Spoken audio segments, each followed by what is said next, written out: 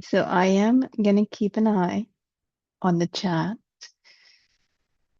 Feel free to put all your questions in the chat. But good morning, good afternoon, everyone. My name is Mana, and I want to welcome each and every one of you to this info session.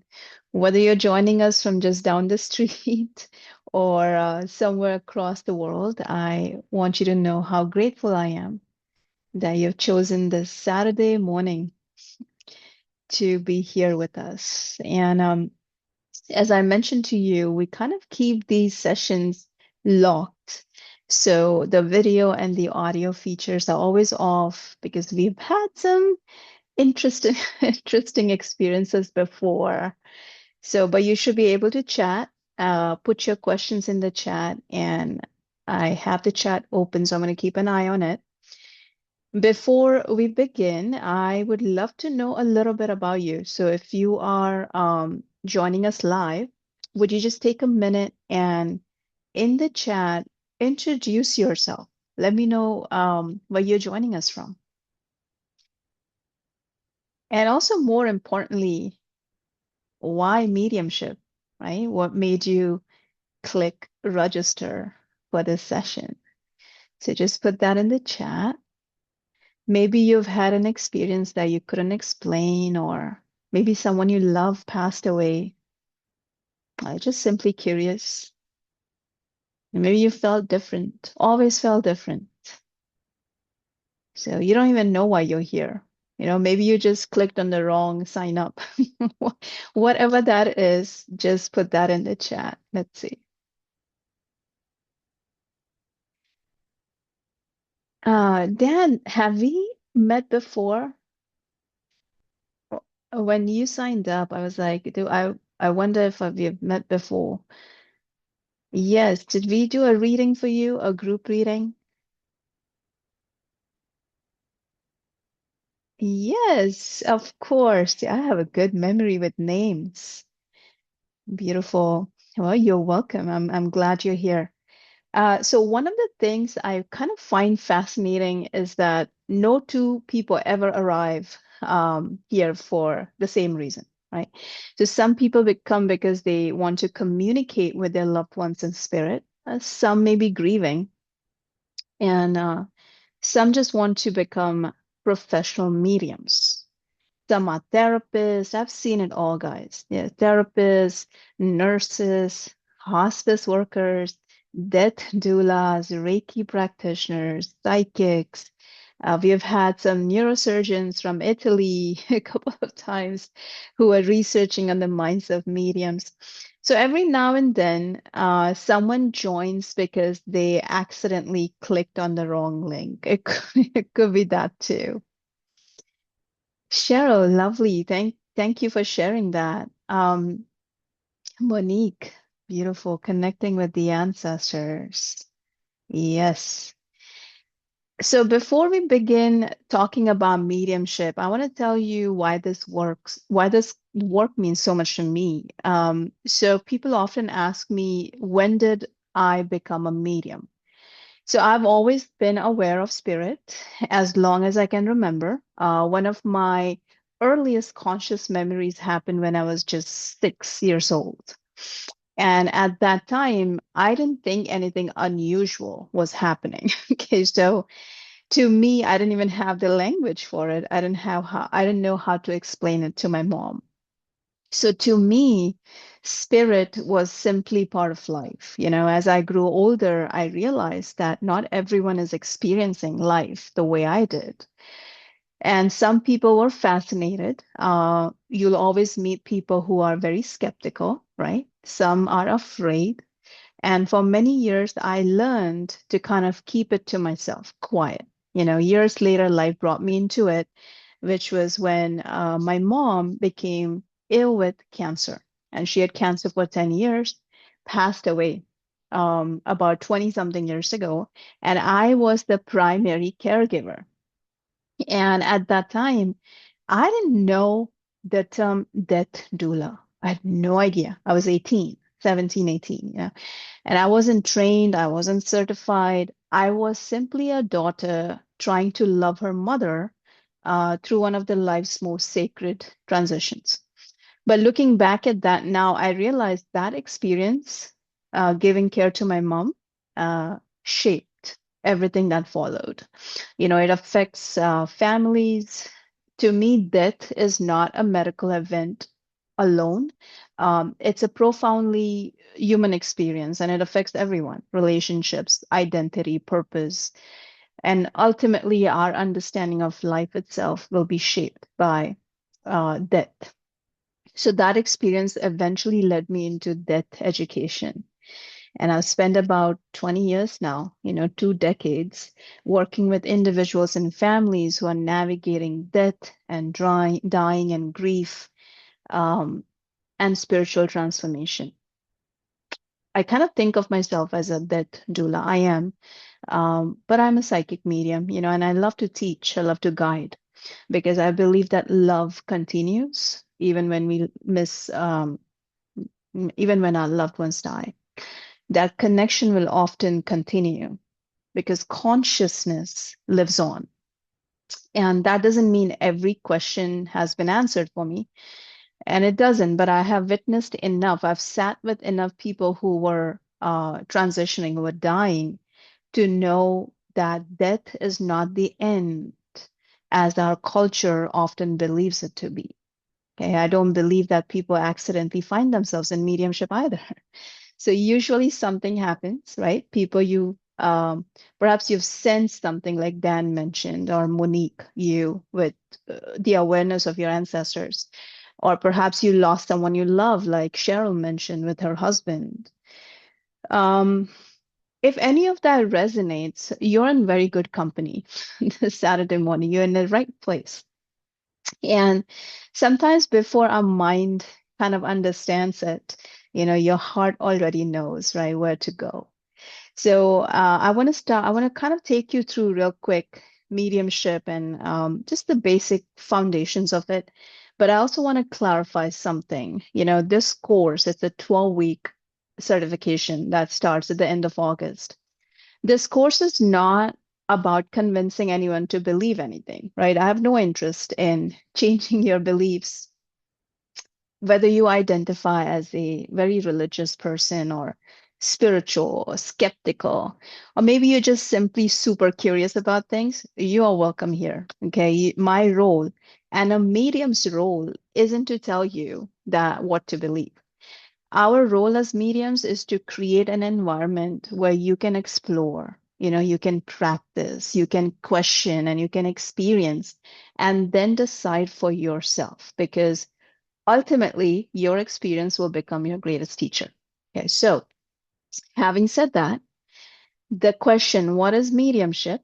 If that's playing on your mind, it's kind of interesting because people combine the two words, psychic and mediumship, together, even though they're not the same. The word medium simply means that one who stands in the middle, right? A bridge, a connector, a channel. And in this context, it is someone who can facilitate communication between two states of consciousness. On one side, you have physical form, like you and I. We are sitting in a body, right? You have your computer, your house, your car. All these things are mass form of energy.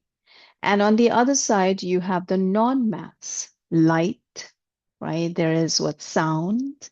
And we also have our loved ones who have passed away who don't have a body anymore. So mediumship is right in the middle, and you allow that communication to flow through you.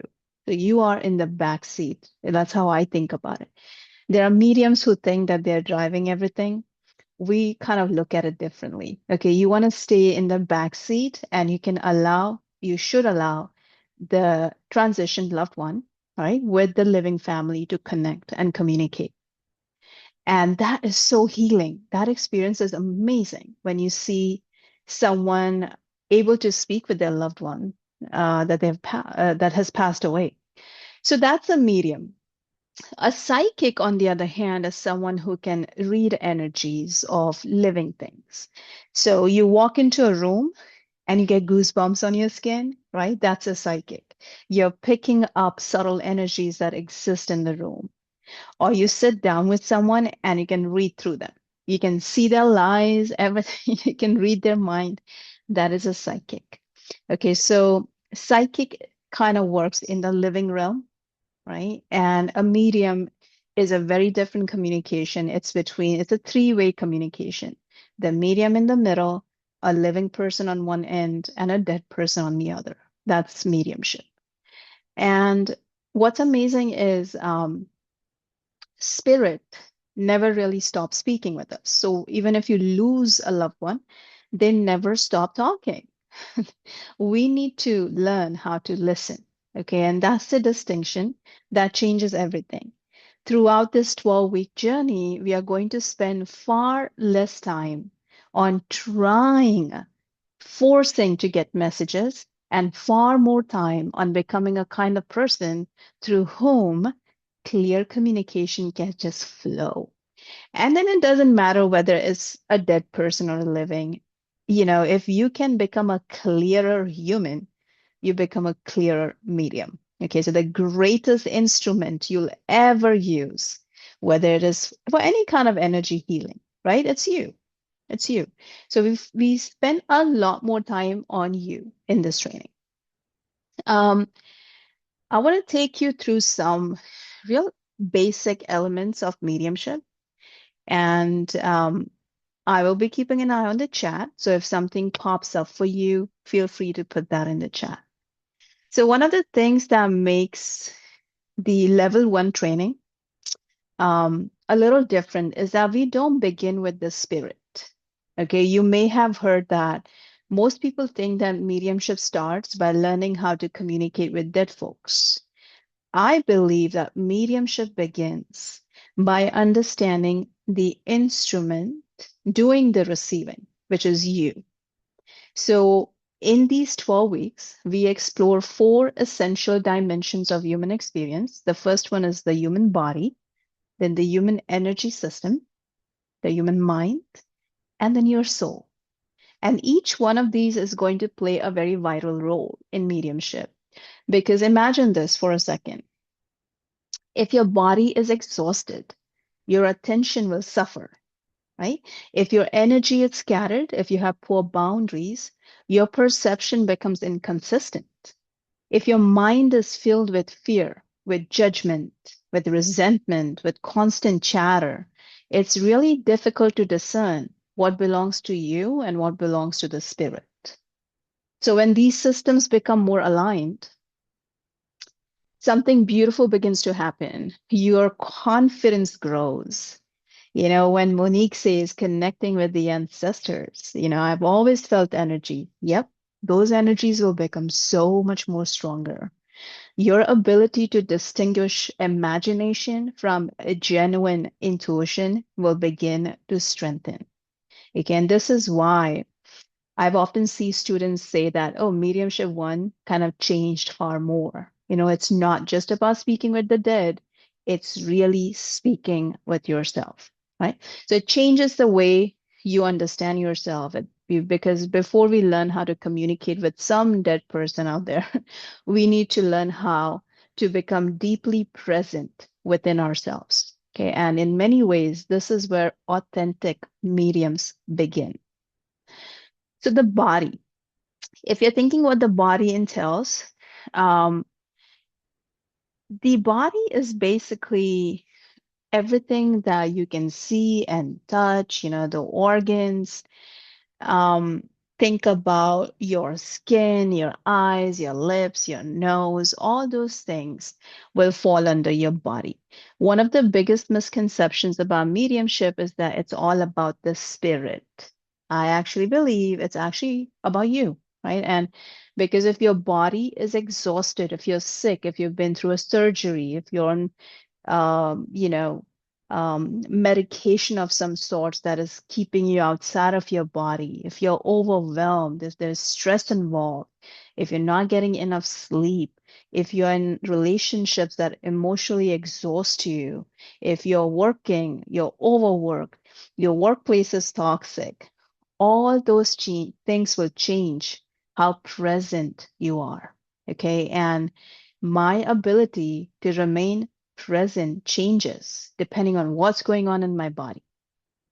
So, this is why we begin with the body. Your body is the vessel through which consciousness is experienced.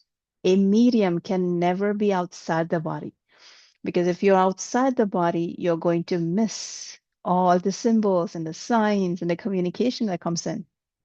I always kind of think of the house as your body. Think about the house that you live in, your beautiful house, right? That's your body.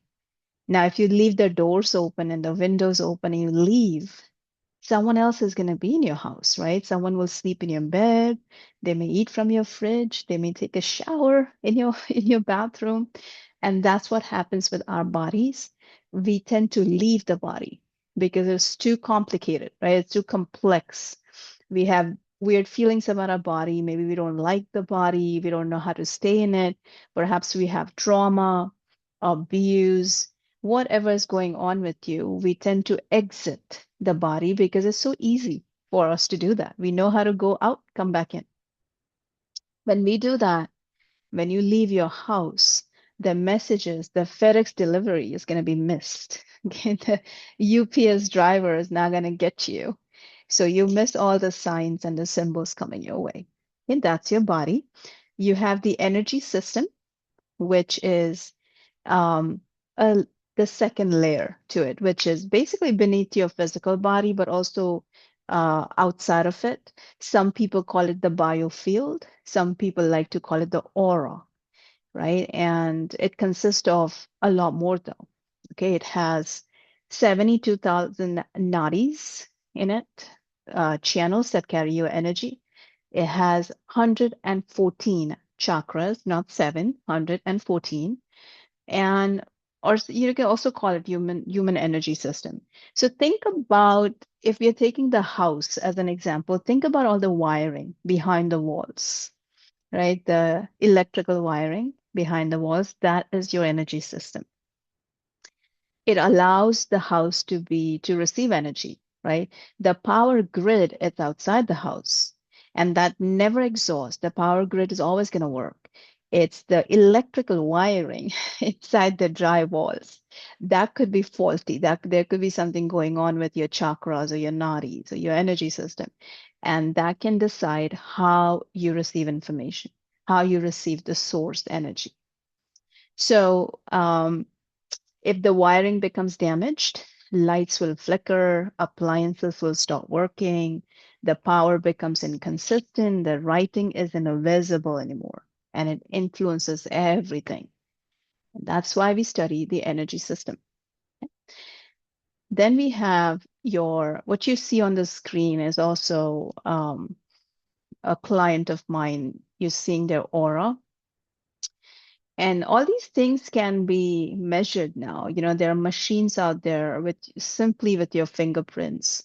You're able to get a really clear. I use a machine called BioWell, actually, that allows you to, with your fingerprints, it gives you a screenshot pretty much of your energy system. So this is what you see on the slide is actually mine. This is not someone else. This is mine. You'll see the aura. On the bottom side, you'll see my stress levels 2.59 on a scale of 0 to 10.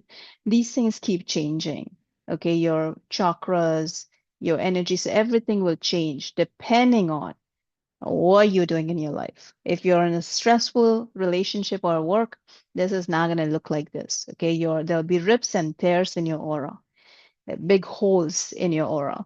Your stress levels will be high, your chakras will be scattered all over the place. Let's look at the mind. I'm going to tie this all up at the end, so don't you worry. Just stay rooted in your bodies, okay? Look at the body, the mind. So the human mind is really interesting because it's not the brain. I'm not talking about the brain, okay? Brain is one dimension of the human mind. The human mind has four dimensions in mediumship. Okay? There may be other lenses of looking at it, but in mediumship, we consider the mind having four different dimensions. It has your brain, it has your memory, which a lot of people call that karma. Okay, so we're going to call it memory.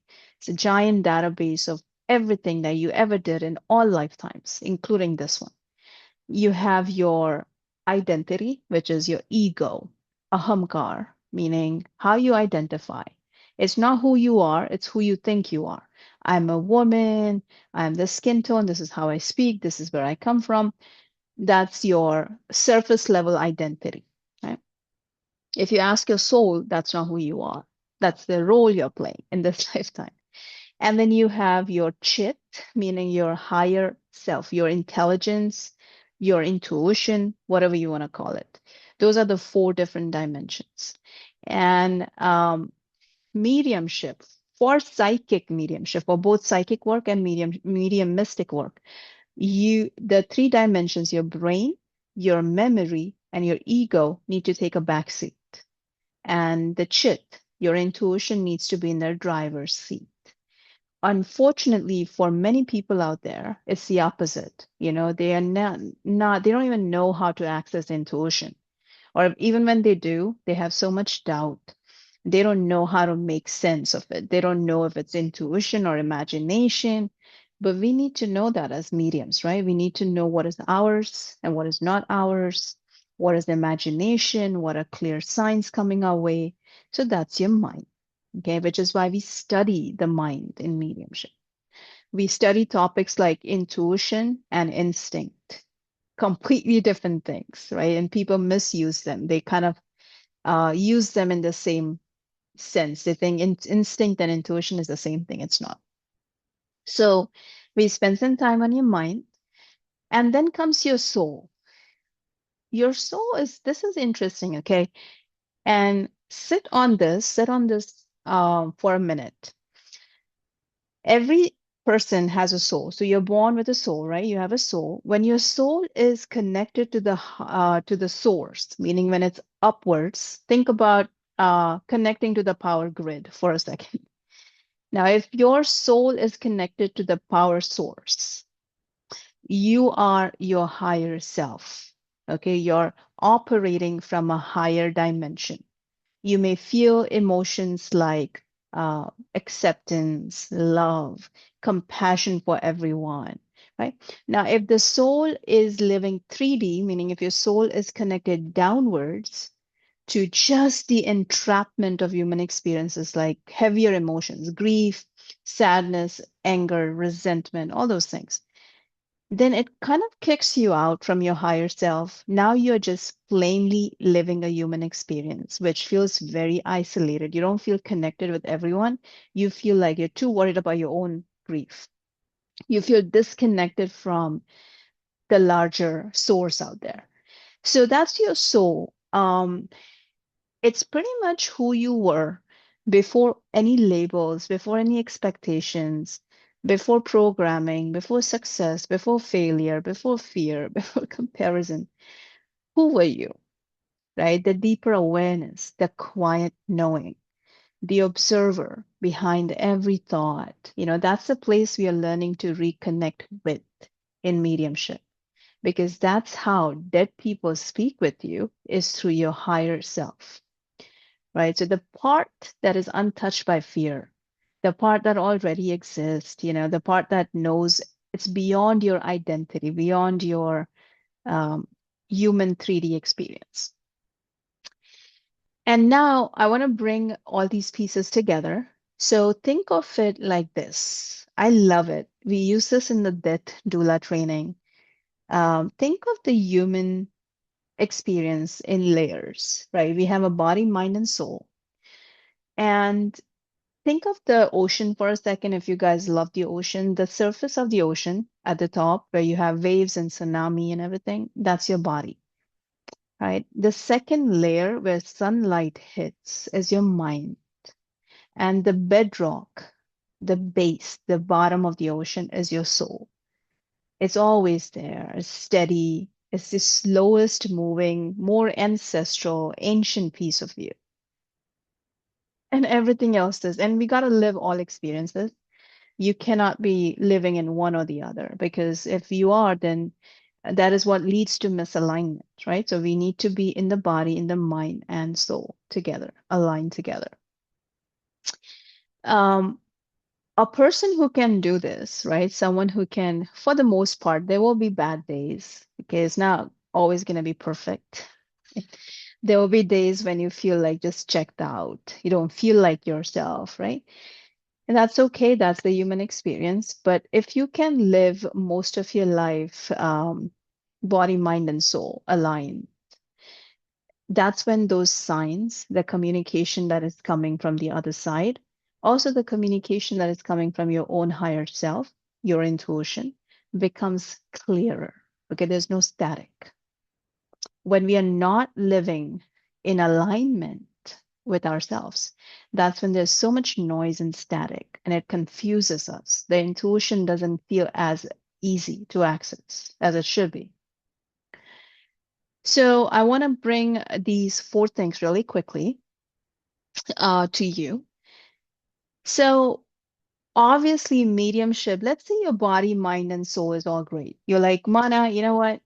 I'm done. I've been healing myself. I feel like I'm living body, mind, and soul most of the time. Good. Then the question is, if you have a very fine-tuned instrument, you're living perfect, okay, your perfection, where does that communication actually come from, right? Where is it coming from?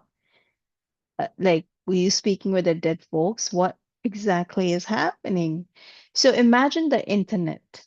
Every computer has its own screen, right? It has its own keyboard, it has its own identity. My computer is not going to look like yours, Monique, or yours, Dan. So, yet, all of our computers are connected to something much larger. And mediumship is just like that. We each experience ourselves as separate individuals. We all have our stories, right? All have our life stories. And yet, beneath that exists a much greater field of consciousness. And as mediums, our work isn't to force communication, our work is learning how to become receptive, how to clean up your radio so it can actually receive the signal, right? Because the quieter you become, the more available you are to that field of consciousness. If you have a broken radio, you're not going to be able to get the signal. So, work really is to repair the radio, remove the static, so you can fine tune it to whatever vibration you want to fine tune it to. Vibrational resonance is amazing, guys. This is so great, even outside of mediumship. You may have experienced it. Vibrational resonance is, think about tuning forks. You know, if I strike a tuning fork, another tuning fork vibrating at the same frequency will begin to vibrate too. Or if you place an empty glass in front of a loudspeaker, at some point the sound coming from the loudspeaker may crack the glass because they match the vibration and there's an explosion, right? So mediumship is remarkably similar. Spirit, dead folks, or your own spirit guides, or your higher self, they aren't shouting louder. We are learning how to match our frequency clearly with them. And here's something that often surprises people. The goal isn't to raise your vibration as high as possible. The goal is to become as balanced, as grounded, and as steady, coherent as possible. Because clarity is far more important than intensity.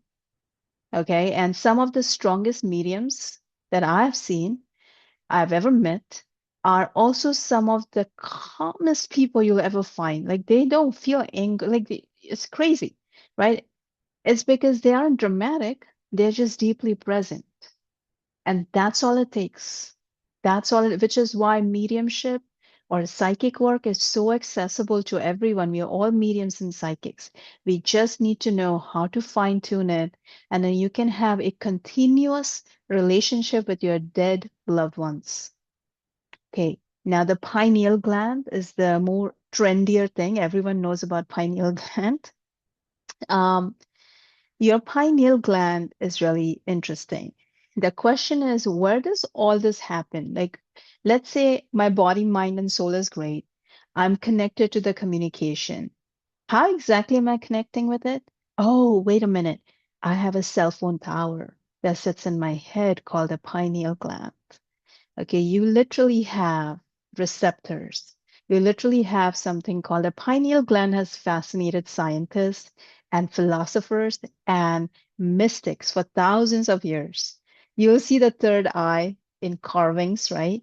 What the third eye, which is pretty much the center of your eyebrows, is the sixth chakra, is connected to your pineal gland. It's literally plugged into your gland.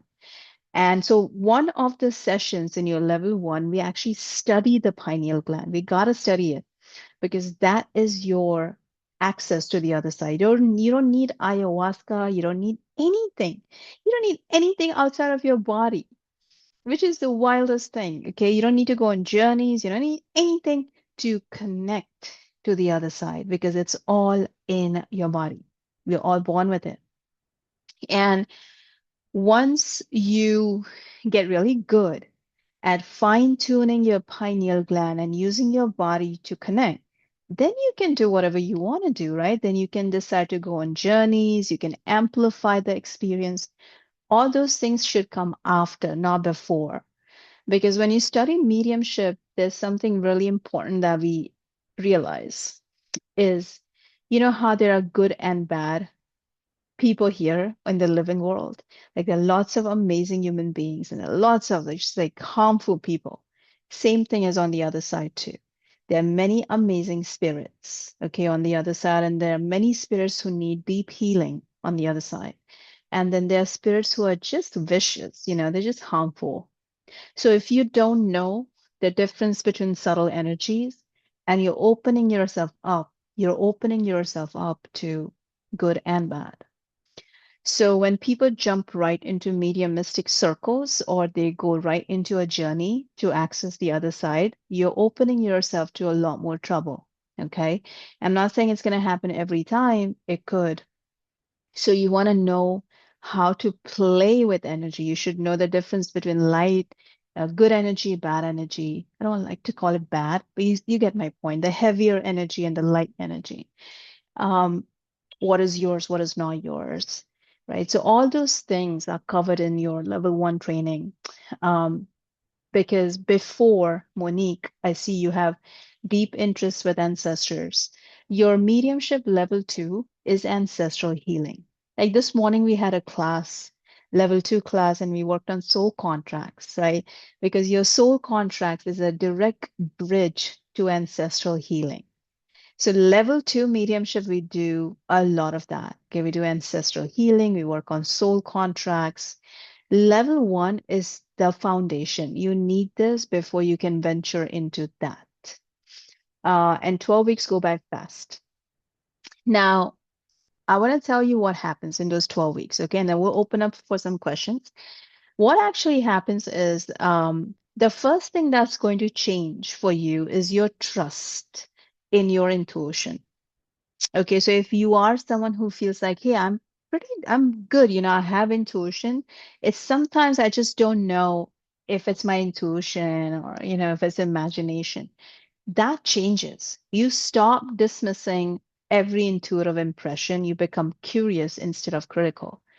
Also, you're going to learn evidential mediumship, meaning receiving evidence from the dead people. We practice readings, so starting week 4, you will have clients in class every week, and we're going to practice on them. And then we have something called the monthly practice circle, which is on the last Saturday every month.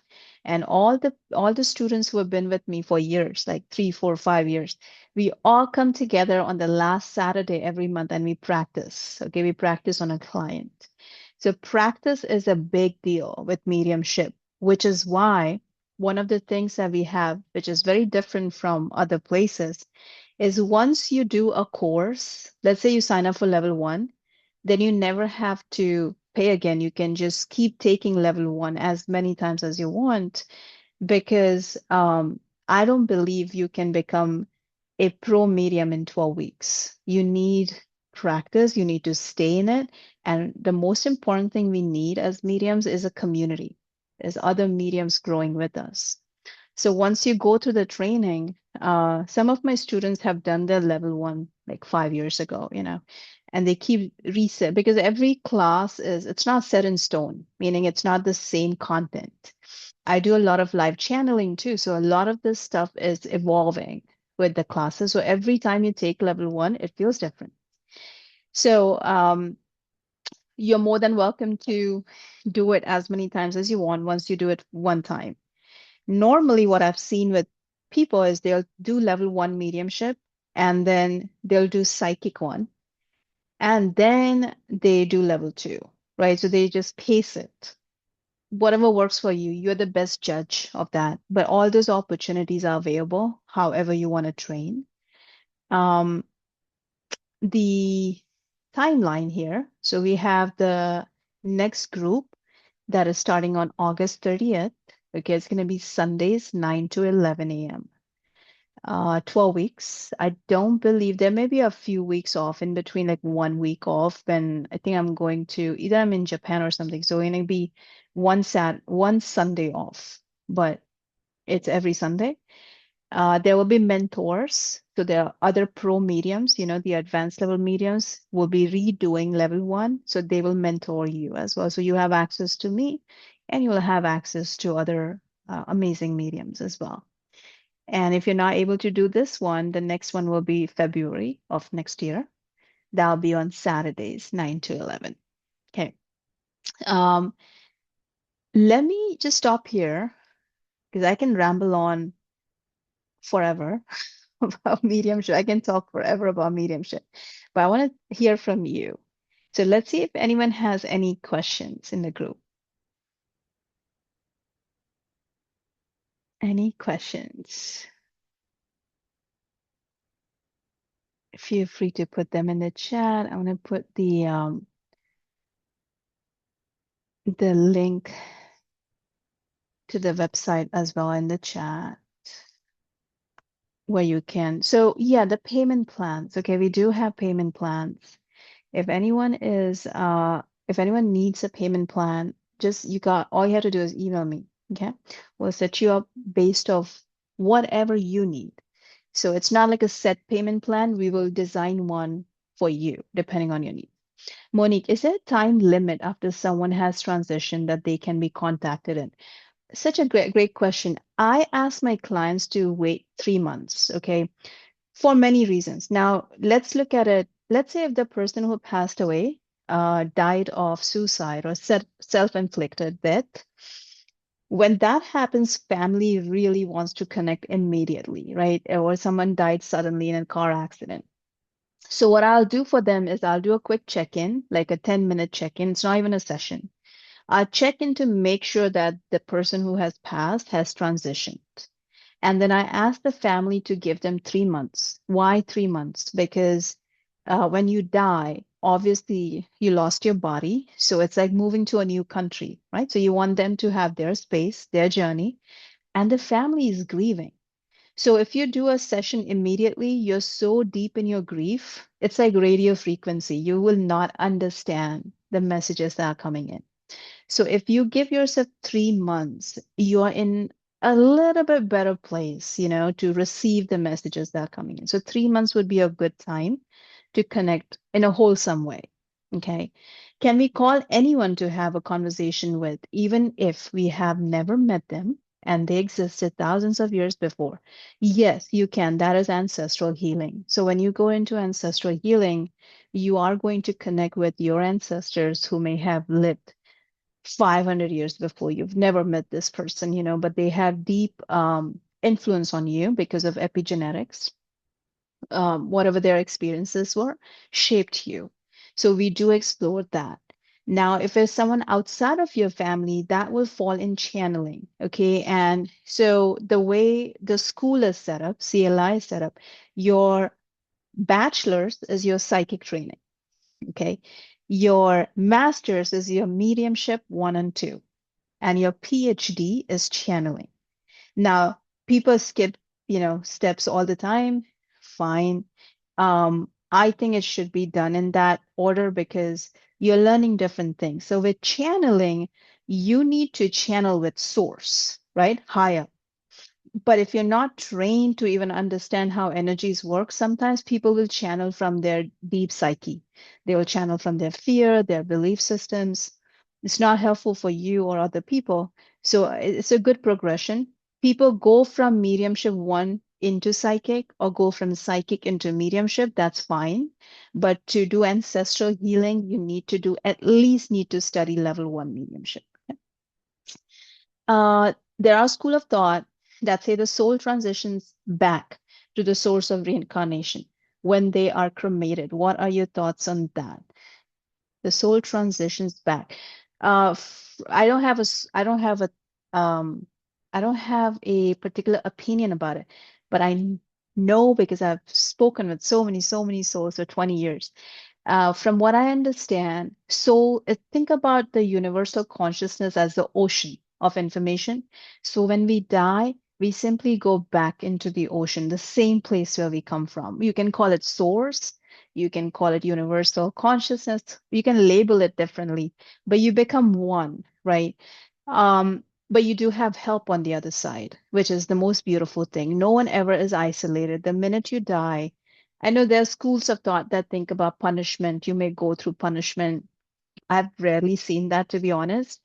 Souls receive a lot of therapy on the other side. So Monique, there are many Moniques on the other side offering therapy to the souls.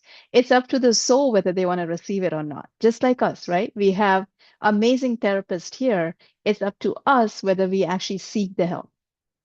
Same thing on the other side, doesn't change. Just because you drop the body, it doesn't change. Thank you, Dan. Appreciate that. Isania, do you develop the clairs through the workshop? If we are strong in one but not so strong in another, yes, you'll develop them. You'll be so surprised that by the time you're like done with your training, most of your clairs are like in a perfect place because we begin with one dominant clair. You could be clairvoyant, right? But mediumship, you need all your clairs. Communication never happens only through visuals. Sometimes the spirit may give you taste or they may give you a smell. So you need all of those clairs functioning. So yes, that will happen for you. Nina, can you give an example of a difference between intuition or gut feeling? Yes, love it. Very simply put, your intuition is not tied to your past or to your future. It's very present. Okay, it's very present moment. It appears randomly. You're sending an email and suddenly a thought about having lunch with another friend shows up in your head. That is intuition. You're not trying to think about it, it appears. Instinct, which is your gut feeling, is tied to your other experiences. So maybe you were cheated on in a relationship before, and now in every relationship, you come from a place of instinct because something happened before. So your instinct has a past. Okay, it's your memory database. Now, is it bad? No. I mean, we need both. We know we need instinct and intuition. But in mediumship, we cannot use instinct. And I'll tell you why. Let's say if I was speaking with a dead person and they start describing an island to me, right? And because I've been to, let's say, an island, maybe I went to Big Island in around Hawaii, right? Immediately my instinct says, oh, that looks like Big Island. And I say to the client, the dead person is showing me Big Island in Hawaii. And your client will say, well, that doesn't make sense. Yeah, it doesn't make sense because the spirit did not show me Big Island. They were just showing me an island. So receiving the island as intuition, labeling it as Big Island is my instinct. It comes from experience. I hope that was a little bit clear, okay? Which is why we spend so much time on that. Monique, oh, I meant to say back quicker to reincarnation, tend to drift more in. Yeah, that's such a great question. We use, yes, yes. So, it's such a deep question, okay? And I don't know if I can do it justice in this limited time here. We use something called the scale of consciousness to understand it. And there are many different planes, right? There are 3D, 4D, 5D. 3D is where we are. This is very trapped in karma. Like we create karma as we make promises to each other. We go through life experiences. So we are accumulating karma. As you begin to release karma, you may reach a point where you begin to move the planes, and at some point you may decide not to come back in the human form. Or maybe you decide to not come back on Earth. You may choose some other place to come back. We did an amazing workshop, a 4-hour workshop on star seeds in May. And we covered, how you may not just come back here in this body on this planet. There's so many different opportunities where you may end up, right? So yeah, not something I feel like I'm not doing justice to that question. It's such a beautiful, deep question. But we kind of talk about that in level one, Monique. You study the scale of consciousness. Anything else? I love these questions. Amazing. And I wish I could see all of you, but we've had some crazy bot attacks recently, and what I'm gonna do is there psychic surgery skills learned here? So that's a good question. In the psychic, so I'm going to do a psychic info session next Saturday, right? And I'm going to tell you what we cover in psychic. The psychic surgery skills fall under channeling. Okay, so I know people call it psychic because it's such a trendy word to use, but you begin to do surgery in the channeling in your PhD training. Um, Not until then, because there's so much we gotta imagine going to med school, right? Medical school. They're not gonna show you how to do surgery day one. So you have to study so many things before you actually start doing psychic surgeries, and that falls under channeling. And what I tell people is this: if you have the patience to study, um, you should start with mediumship or start with psychic, wherever you want to start, right? Both those things are available. Stay in psychic and mediumship for at least 2 years, for 2 years before you venture into channeling. I don't offer channeling every year. I offer it every 2 years. So the next channeling will be next year. Then the next one will be 2029 for that reason, because I don't want people to rush into channeling. You have to be so comfy with psychic and mediumship before you venture into that to really experience it. Yeah. So pace it out, take your time. There's no timeline. There's no timeline to spiritual work, right? So don't rush anything. Okay. Anything else, guys? Any other questions before we wrap up today? You all have my email, so if anyone wants to sign up for the classes which begin in August and need a payment plan for that, just email back and say, I need a payment plan, and then Kimberly will work with you. If you don't need a payment plan, you can just go on the website and sign up. Yeah. And if you don't want to do this one, but next year, obviously that is listed as well on the website. So you can do it that as well. Oh, yes. So the next Saturday, let me give you the link. We are doing a similar session, an info session on the Psychic Level 1 class. And you can actually just sign up here. I'm going to put that in the chat. Okay. And the next day on Sunday, we are doing a info session on the Grief Educator class. So anyone who's doing Level 1 mediumship, I always ask them to study the two things that you can study after mediumship is death doula and grief. Okay, because they're so intertwined with mediumship. A medium functions with grief all the time, right? They're surrounded by grief. So it's really interesting to do that. So we have a trauma-informed grief educator class that's starting in September, and then death doula will be next year. So those are two really awesome ways to expand your spiritual work as well. But if you go on the link that's in the chat, you'll see all the free info sessions that are coming up are listed on that page. Okay? Thank you, everyone. Thank you, everyone. I will see you soon. And I gotta jump off too. We have a class that starts soon. Thank you.